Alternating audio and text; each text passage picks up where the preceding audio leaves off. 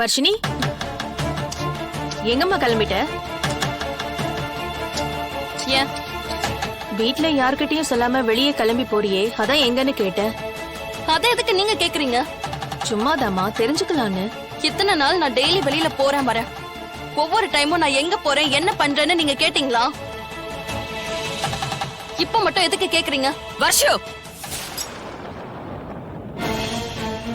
என்ன பேச்சு இது? நேத்து வேற இன்னைக்கு வேற. இப்ப அவங்க உன் மாமியார். அப்படிதான் கேள்வி கேட்பாங்க, நீ பதில் சொல்லிதான் ஆகணும். அவங்களே எதிர்த்து பேசிட்டு இருக்க. எங்க கத்துக்கிட்ட இதெல்லாம்?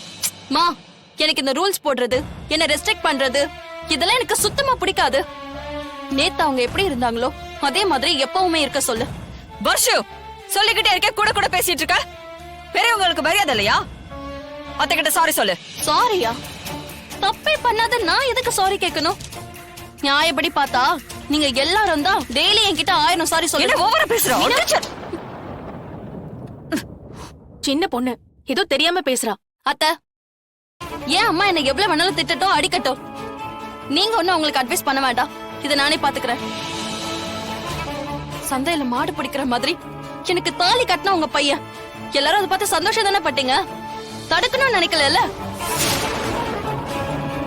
அப்படி இருக்கும்போது அவனை என்னால எப்படி ஏத்துக்க முடியும்? உங்களை எப்படி நான் மாமியாரா பார்க்க முடியும்?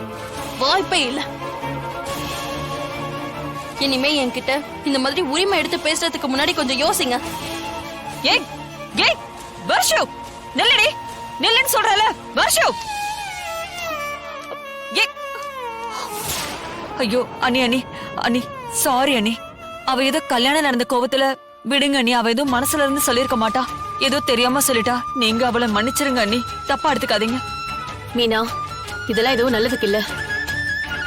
ஒரு கல்யாணம் ஆன பொண்ணு வீட்ல இருந்து நல்லது கெட்டதை பாக்குறத விட்டுட்டு அவ இஷ்டத்துக்கு போயிட்டு வரானா, அவ எதுக்கு கல்யாணம் பண்ணிக்கணும்? பாவம் என் புள்ள, உன் பொண்ணுக்கு நல்லது செய்ய போய் அவன் இப்ப கஷ்டப்பட்டுக்கிட்டு இருக்கான். அவனால பொண்டாட்டியையும் கண்ட்ரோல் பண்ண முடியல, பெரியவங்க பேச்சையும் மீற முடியல. இப்படியே எது நடந்தாலும் நடந்துகிட்டே இருக்கட்டும், அமைதியா இருக்க முடியாது. எல்லாம் கையை மீறி போயிடும் மீனா.